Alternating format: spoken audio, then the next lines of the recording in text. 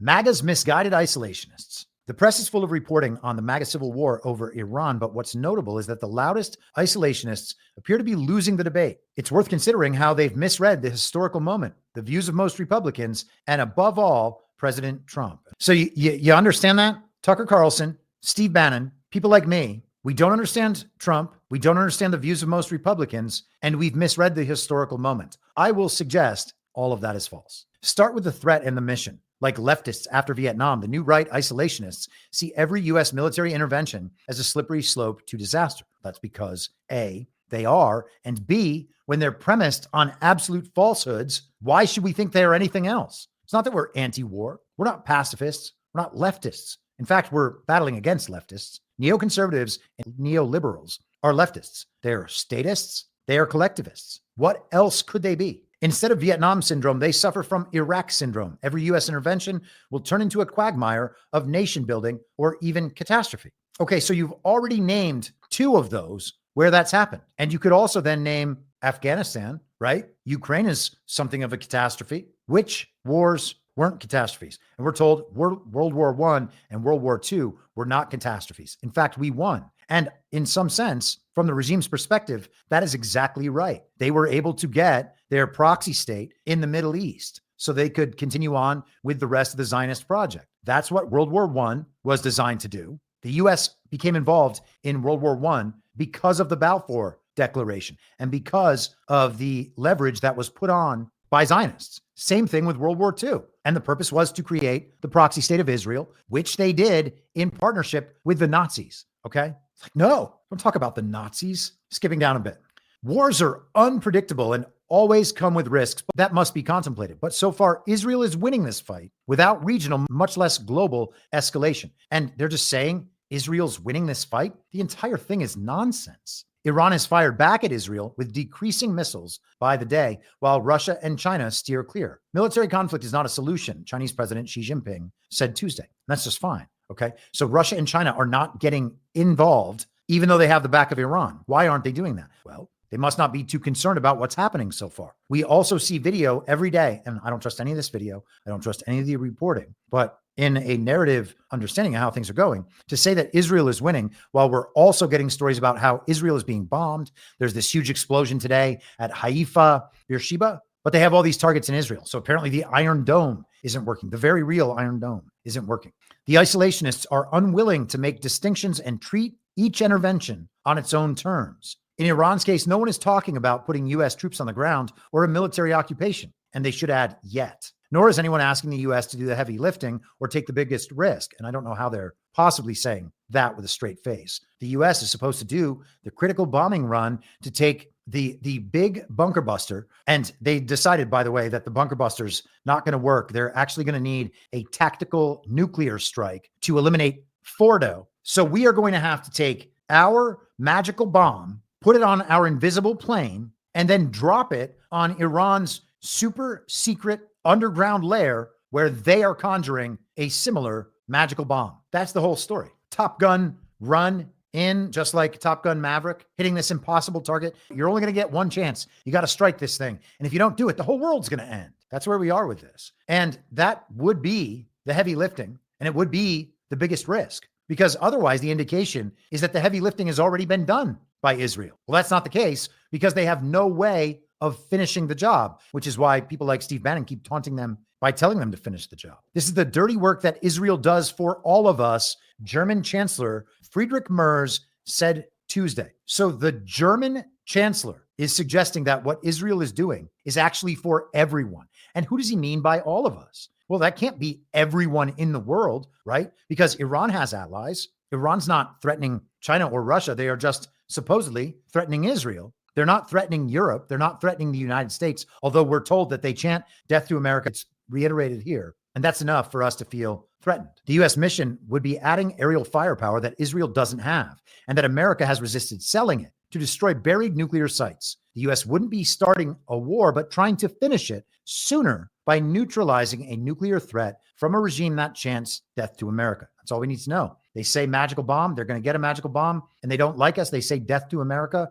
Therefore, we need to bomb the ever-loving shit out of them. Iran's Ayatollah Khomeini resisted Mr. Trump's terms on Wednesday and said any U.S. military intervention will undoubtedly cause irreparable harm to them. General Eric Kurilla, the top U.S. commander in the Middle East, told Congress on June 10th that Israel had weakened Iran. Really? On June 10th, he said that, huh? I thought they didn't strike Iran till the night of the 12th here, which was the 13th over there, Friday the 13th. There has rarely been a time with greater opportunity to protect national interests in the Middle East, but only if we have the courage.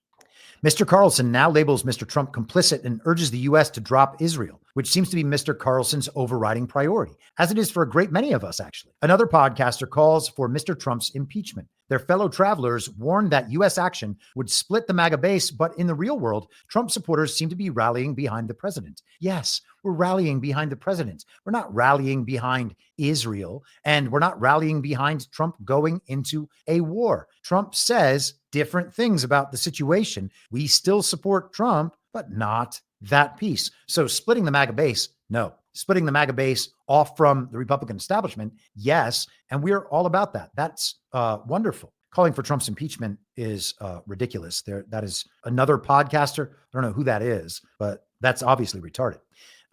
Is it a priority to drop Israel, to make it so that the United States no longer prioritizes defending Israel above all else? Yeah, that's a priority. And they would then say, well, you're basically then asking for Israel to be wiped off the map. Well, if a nation state can't defend itself without causing world wars, of which they've already caused two, and this one being the third, then maybe they shouldn't exist. Okay. I don't really have a dog in that fight. If Israel is still a state after all this is said and done, fine. Two-state solution, fine. But if they're not, that's fine too. Just like it's fine if Ukraine is no longer a state after this, or Taiwan is no longer a state after this, or Guyana is no longer a state after this. It's okay if they all are, as long as the people are there and supporting a sovereign country, as long as the people are on board with it. You know, it doesn't matter how the global regime's maps are drawn. You change the name of a country to something else, everything else stays the same, except for the system of governance, and the regime government is removed. That sounds like a win.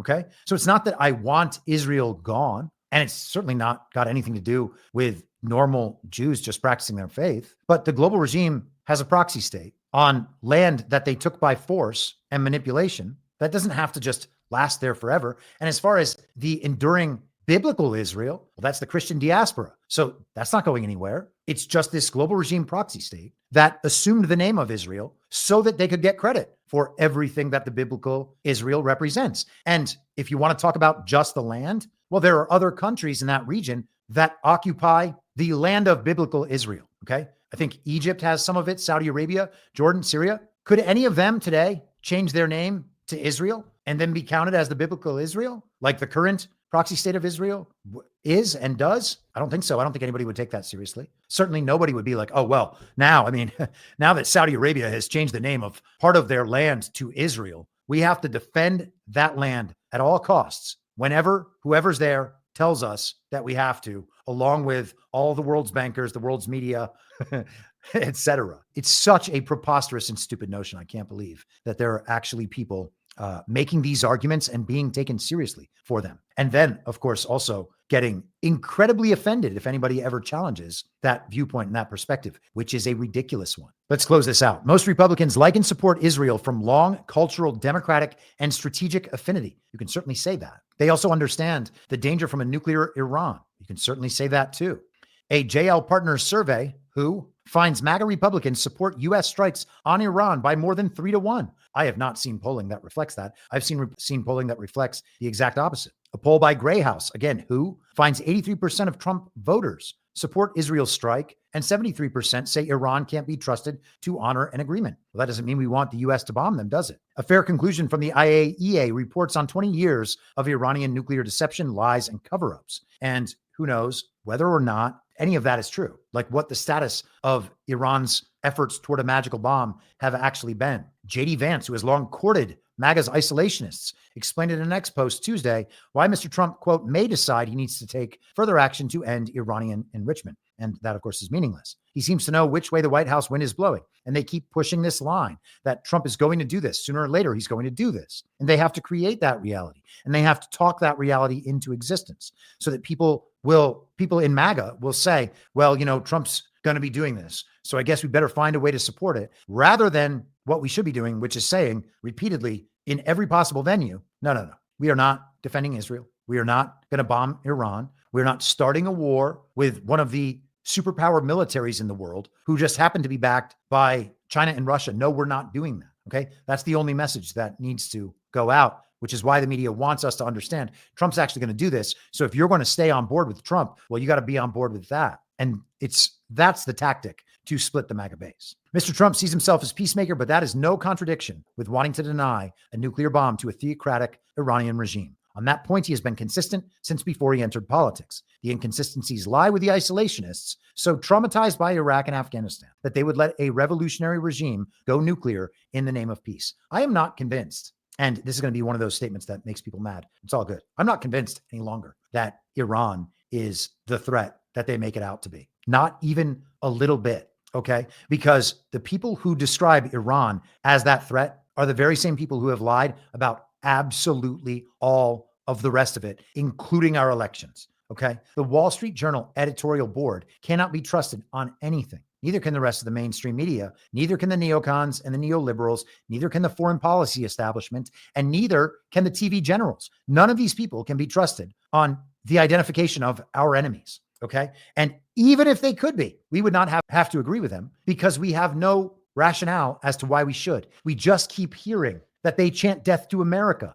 Oh, they violate women's rights. Can't you see the women out there protesting because of the haircuts or whatever? Yeah, that's color revolution. Okay. They wage color revolutions. There's a color revolution right now against Benjamin Netanyahu. There's a color revolution against Donald Trump. There's a color revolution in Iran. There are color revolution tactics used in Russia. That's what Alexei Navalny was there for. And if you're not familiar with that story, I did 3 episodes in a row, like exclusively on Alexei Navalny, because it is such a clear model for how they attempt to overthrow regimes, create shadow governments, try to convince the rest of the world that the shadow government is legitimate, and then continue moving forward. They've already got the person to replace the Ayatollah with, which is the son of the Shah who was deposed in 1979. And that guy's lived in America for like the last 4 decades. Why? Probably because he was brought over here by the regime and given a nice, safe, very comfortable life in America. Now he's going to go back and run Iran. And we're just supposed to believe that that's what the Iranian people really want. All of it premised on the very, very badness of the Ayatollah and the Iranian regime. You got to make them prove it harder than that. I don't believe that at all. I don't believe them at all. And I don't need to be an expert on Iran to understand that. Okay. It is simple, deductive logic based on first principles. If you stick to first principles, we don't know anything about that regime in Iran. Okay. We do know that the people who have identified that regime as a pariah state and one of our greatest enemies are the same people who lie about everything else. They did the same thing with Putin, with Kim Jong-un, we'll see with Xi. They do the same thing with people like Bolsonaro and Viktor Orban. They did the same thing with Mohammed bin Salman. Remember when they tried to say Mohammed bin Salman ordered Jamal Khashoggi to be captured and then chopped up into little pieces? These people are insane, okay? They love war to the extent that the regime controls virtually all mainstream media, and they do. Then who is speaking through these people? Well, it's that global regime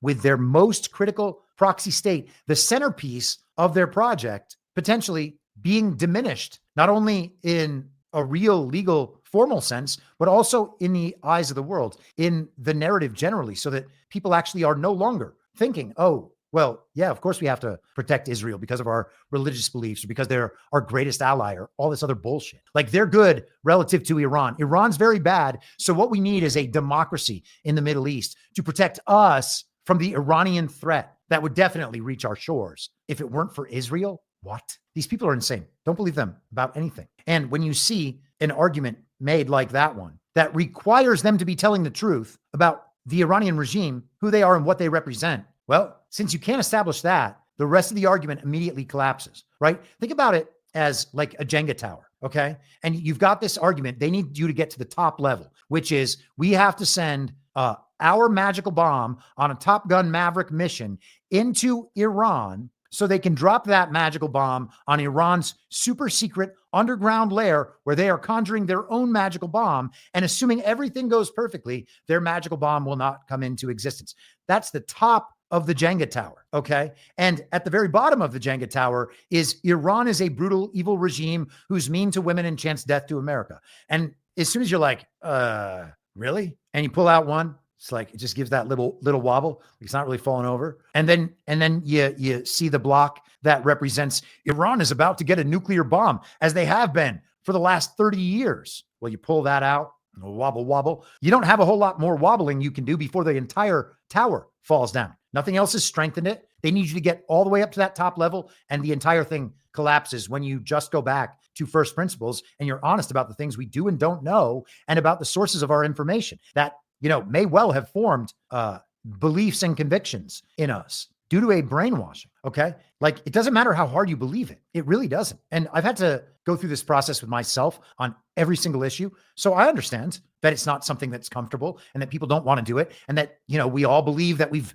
done enough work on this subject. We're certain that that's right. Yes, I understand that your macro pattern and your first principles mean that this is wrong, but I've done the work. I've paid attention to this for 3 decades while you were just a teenager or some bullshit. And therefore, the truth about Iran. Okay, give me a break. Speaking of, by the way, the claims, 30 years worth of claims about the Iranian bomb. Check this out. Iran could produce a nuclear weapon in a very short time. It could be a year. It could be within a few months. They have the wherewithal, the stored up, preserved knowledge to make a bomb very quickly if they wanted to do it. Iran is so dangerous. Weeks away from having the fissile material for an entire arsenal of nuclear bombs. They're very close. They're 6 months away from being about 90% of having the enriched uranium for an atom bomb. Iran is gearing up to produce 25 bombs, atomic bombs a year, 250 bombs in a decade. Ladies and gentlemen, time is running out. Iran will be capable of producing alone, without importing anything, nuclear bombs within 3 to 5 years. That last clip was from 1995. The one before that was 1996. The one before that was 2006. Then I think we had 2009 in there, 2015, 2018, and then what he said last Wednesday or Thursday. So 30 years of claims that Iran is about to conjure up their magical bomb. And still they haven't conjured one up. Or maybe they've conjured up so many and they've just kept them a secret. But if that's true, then they're actually not trying to wipe out Israel with a magical bomb. And therefore, we don't need to worry about them having a magical bomb. Okay. So the arguments are non-existent. There is no foundation to any of this. Okay. So the claim, just to be clear, because we talk about these things a bunch, the claim is not that every single piece, every single thing they say is false. It's that the foundational claims are clearly false or unsubstantiated. And therefore, anything that rests on those claims can just be discarded at that point. It doesn't matter whether it's true or false up there. We don't have to go through and prove that all of those other aspects are fake. The foundations on which they rest are non-existent. You cannot found rational arguments on those premises. And therefore, the whole thing is gone. Okay. It's just immediately invalid at that point. That is basic logic.